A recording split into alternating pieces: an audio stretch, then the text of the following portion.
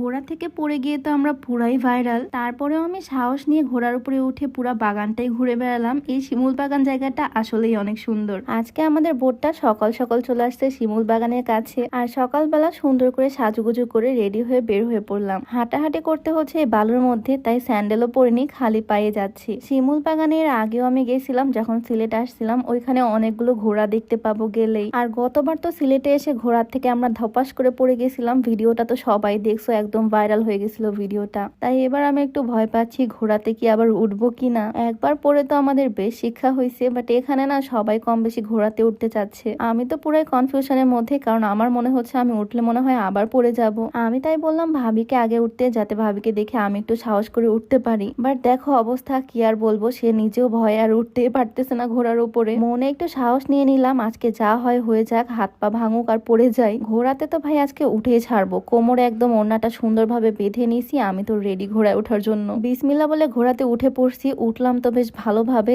এখন দেখা যাক ঘোড়া যখন চলবে তখন আমি ঠিক থাকতে পারি কিনা। গতবার তো ভয় আমি একা উঠতেও পারিনি, আমার হাজবেন্ড ছিল আমার সাথে, বাট এবার একা একাই উঠে পড়ছি। কি পরিমাণে সাহস হয়েছে আমার দেখছো। ঘোড়াটা যখন চলতে লাগলো মনে তো হচ্ছে আমি এবার পড়িয়ে যাব। দেখো কিভাবে এঁকে বেঁকে যাচ্ছে একদম। এইদিকে দেখি আমার হাজবেন্ডও আরেকটা ঘোড়া নিয়ে নিছে, সেও সুন্দর করে ঘোড়াতে করে ঘুরে বেড়ালো। ওর ঘোড়াটা ব্রাউন কালার, আর এদিকে আমার ঘোড়া দেখো কি সুন্দর, একদম হোয়াইট ঘোড়া, মনে হচ্ছে আমি রাজকুমার। শিমুল বাগানে ঘোড়াতে করে ঘুরে বেড়ালাম, আর নামার সময় ভয় পাচ্ছিলাম লাথি দেয় কিনা আমাকে, কারণ গতবার থেকেই নামার সময়টাতে উল্টে পড়ছিলাম। যাই হোক অবশেষে এই শান্ত ঘোড়ার পিঠে সাওয়ারি আমি করে ফেলাম। ঘোড়াটা আসলে অনেক কিউট, মানে খুবই ভদ্র একটা ঘোড়া। দেখো কত কাছে গিয়ে আদর করতেছি, তাও আমাকে কিছুই বলতেছে না সে। এই শিমুল বাগানের মেন অ্যাট্রাকশনই হচ্ছে এই ঘুরসাওয়ারি। আর বর্ষাকালে এখন এই বাগানটা পুরাটাই একদম সবুজ হয়ে আছে, গাছের পাতা থেকে শুরু করে নিচের ঘাস সবকিছুই সবুজ। এর আগের বার আমরা যখন আসছিলাম তখন দেখছিলাম সুন্দর সুন্দর ফুল ফুটে আছে, আর এখন গাছটা একদম পাতা দিয়ে ভরা। শিমুল গাছে ফুল নাই ঠিকই, বাট এই বাগানে কিন্তু ফুল আছে। দেখো সুন্দর সুন্দর ফুলেরা এসে আমার মাথায় ফুলের ক্রাউন পরিয়ে দিয়ে গেল।